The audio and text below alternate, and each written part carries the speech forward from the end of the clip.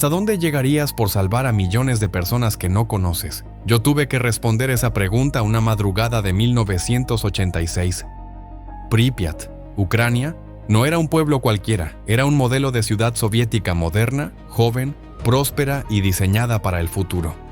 En 1986 vivían allí alrededor de 49,000 personas, la mayoría menores de 35 años, casi 15,000 eran niños. Era una ciudad de científicos, ingenieros, médicos y obreros con sus familias, muchos atraídos por los salarios y beneficios estatales de trabajar en la planta nuclear de Chernóbil.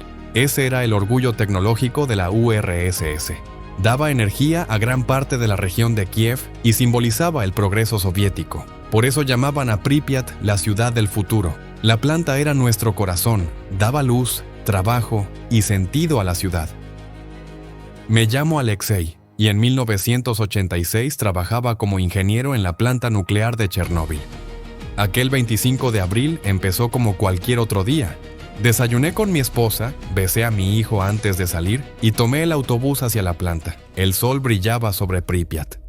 Nadie imaginaba lo que iba a pasar esa noche. Mi turno comenzaba al anochecer. La rutina era la de siempre: revisar válvulas, temperaturas, presiones y enviar reportes. Pero esa noche había algo distinto.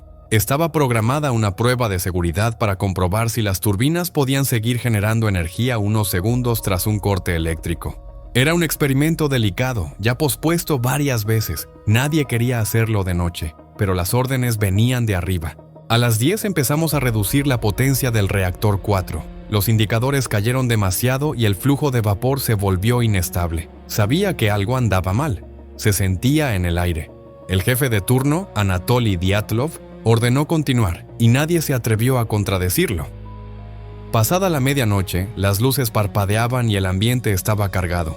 Olía a aceite y metal caliente. A la 1:23 de la madrugada, alguien gritó: «¡Presiónense a 5!». Era el botón de emergencia. Lo presionamos. Y entonces, el mundo explotó. Un rugido ensordecedor atravesó la planta. El suelo tembló. Las luces se apagaron y el techo se vino abajo. Sentí que el aire se volvía fuego. Caí aturdido y cuando abrí los ojos vi lo imposible. Un resplandor azul cortando la oscuridad. El núcleo estaba expuesto. El corazón de Chernóbil ardía frente a mí, abierto como una herida. Corrí por los pasillos entre humo y escombros. Vi compañeros tirados en el suelo, sin heridas visibles, pero muriendo por dentro. El grafito incandescente caía del cielo como lluvia negra.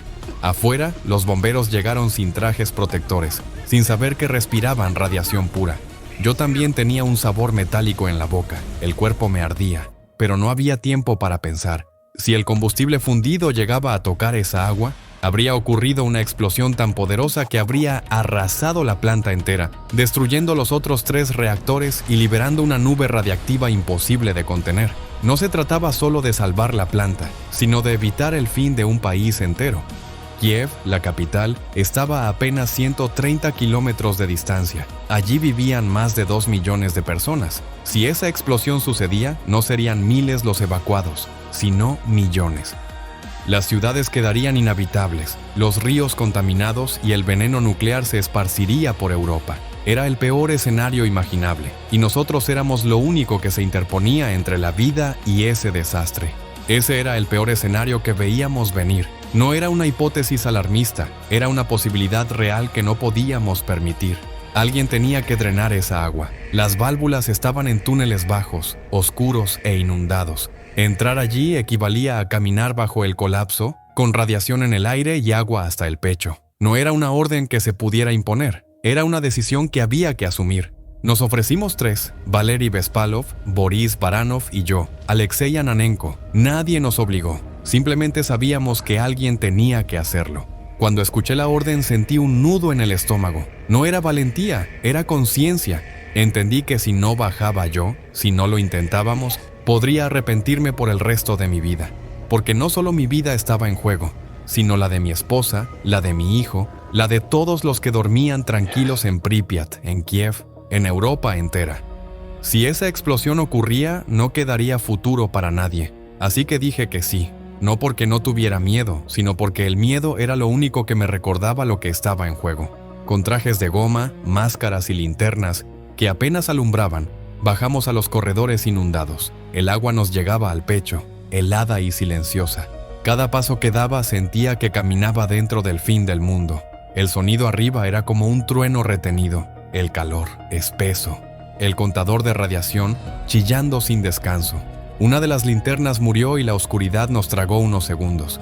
Recordé a los niños de Pripyat con sus mochilas, a mi esposa esperándome, a mis compañeros allá arriba. Seguí a tientas la línea de tuberías, noté la vibración, palpé el volante metálico. ¡Aquí!, grité. Entre los tres, giramos las válvulas, el agua empezó a bajar, y así logramos que la segunda explosión nunca ocurriera. Evitamos un apocalipsis. Al salir, estábamos empapados, exhaustos, sin saber si el cuerpo nos pasaría factura al instante o con los años. Esa madrugada, el viento empezó a llevar la radiación hacia Bielorrusia, Suecia y más allá, mientras Pripyat seguía dormida. Los niños irían a la escuela en unas horas, sin saber que respiraban veneno. Al amanecer, el cielo tenía un color extraño. El polvo radiactivo cubría los árboles como si hubiera nevado. Las familias se asomaban a los balcones mirando el resplandor, sin imaginar que era mortal. 36 horas después comenzó la evacuación.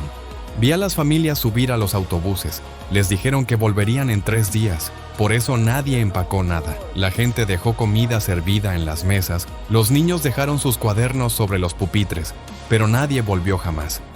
Pripyat quedó congelada en el tiempo. Durante casi 2 días, la Unión Soviética intentó ocultar el alcance del accidente. Así fue como el mundo se enteró. La mañana del 28 de abril, sensores en Suecia detectaron radiación anómala y sonaron las alarmas. Para entonces, la nube del reactor 4 no se había quedado en Ucrania. En cuestión de horas, los vientos del norte la empujaron a través de toda Europa. Comenzaron controles, mediciones y decisiones difíciles. Se evacuaron más de 200.000 personas en los primeros meses. En Polonia, el gobierno distribuyó yodo a millones de niños para proteger la tiroides. Finlandia y Noruega registraron niveles elevados poco después. En Italia y Grecia se detectaron trazas en el aire y en la lluvia. Incluso en el Reino Unido y España se midieron niveles bajos de cesio 137. Ese nombre suena técnico, pero en realidad es un veneno invisible, un subproducto de la fisión nuclear con una vida media de unos 30 años. Eso significa que tarda décadas en perder solo la mitad de su radiactividad. Cuando entra al cuerpo, puede acumularse en los músculos y los órganos, dañando las células y provocando cáncer con el paso del tiempo. Viaja con el polvo, se deposita en los suelos y se infiltra en la cadena alimentaria. La leche, la carne, los hongos, los frutos del bosque. Por eso, después del accidente, varios países limitaron el consumo de ciertos alimentos y aún hoy se monitorean los bosques y la fauna en el norte de Europa. No se ve, no huele, no avisa, pero permanece. Y obliga a tomar decisiones que duran generaciones. Alemania y Austria restringieron la leche y las verduras por la contaminación. La nube radiactiva dio literalmente la vuelta a Europa, afectando directa o indirectamente a más de 40 países y contaminando más de 200.000 kilómetros cuadrados de tierra agrícola y forestal. En los primeros días, 31 personas murieron por la explosión y la radiación directa. Eran bomberos, operadores y trabajadores que intentaron contener el fuego del reactor. Pero el verdadero costo llegó después. Con los años, miles más se enfermaron. Se calcula que entre 4 y 9.000 personas perdieron la vida por cánceres y enfermedades provocadas por la radiación, aunque algunos informes independientes elevan esa cifra mucho más. Más de 300.000 personas fueron evacuadas, dejando atrás sus casas, sus recuerdos y todo lo que conocían. El desastre no solo destruyó una ciudad, marcó generaciones enteras. El accidente fue clasificado como nivel 7, el máximo en la escala internacional de sucesos nucleares. La cantidad de material radiactivo liberado se estima en unas 400 veces la bomba de Hiroshima. Hoy, la huella del desastre sigue allí. Primero se levantó un sarcófago de hormigón y acero para encerrar los restos del reactor. Décadas más tarde se colocó el nuevo confinamiento seguro, una estructura gigantesca diseñada para contener y permitir, con el tiempo, el desmantelamiento interno. Aún así, el territorio permanece marcado. Más de 2.600 kilómetros cuadrados siguen dentro de la zona de exclusión. La ciudad que conocí fue devorada por la naturaleza. Avenidas cubiertas de hierba alta, fachadas comidas por enredaderas, el parque de diversiones oxidado, ventanas sin vidrio mirando a un bosque que avanza. Entre ruinas y árboles se mueven lobos, jabalíes, alces, manadas de caballos recorren espacios que antes fueron patios de escuela. Es una escena que muchos describirían como postapocalíptica, pero también es un recordatorio de que la vida siempre encuentra caminos, incluso sobre nuestras cicatrices. Muchos me preguntan qué habría pasado si no hubiéramos bajado. La respuesta es simple y aterradora. Si el combustible fundido tocaba esa agua, habría ocurrido una explosión tan descomunal que habría volado toda la planta, destruyendo los demás reactores y liberando una nube radiactiva imposible de contener. Habría sido una cadena de desastres, ciudades enteras evacuadas, ríos contaminados, millones de vidas en peligro. Era el peor escenario imaginable, un verdadero fin del mundo, y nosotros estábamos allí, tratando de impedirlo. Durante mucho tiempo circularon rumores de que habíamos muerto en la misión. La verdad es que sobrevivimos. Años después, nuestro trabajo sería reconocido oficialmente, pero más allá de los reconocimientos, lo que importaba era el hecho simple. La catástrofe mayor se evitó esa noche, pero el peligro nunca desapareció. En 2025, la planta nuclear de Zaporizhzhia, también en Ucrania, sigue atrapada en medio de la guerra. Si su sistema de enfriamiento llegara a fallar, podríamos enfrentarnos a un desastre moderno del que nadie saldría ileso. En Oriente Medio, ataques recientes a instalaciones nucleares en Irán han despertado el miedo a un accidente imposible de contener. Y en febrero de 2025, un dron golpeó el nuevo refugio que cubre Chernóbil. No hubo víctimas, pero el mensaje fue claro. El riesgo sigue ahí, esperando. Ese peligro invisible que muchos creen cosa del pasado, todavía respira entre nosotros. Y si algo sale mal, no sería solo una tragedia local, sino una catástrofe que cruzaría fronteras. No me considero un héroe. Hice lo que había que hacer. Cuando me preguntan por qué entré, pienso en esa ciudad sostenida por su planta, en la rutina de los turnos, en los niños camino a la escuela, en las familias que merecían seguir con su vida sin cargar con un destino sellado por una segunda explosión. A veces, la diferencia entre el desastre y la supervivencia son 3 personas con una linterna. Y una decisión imposible.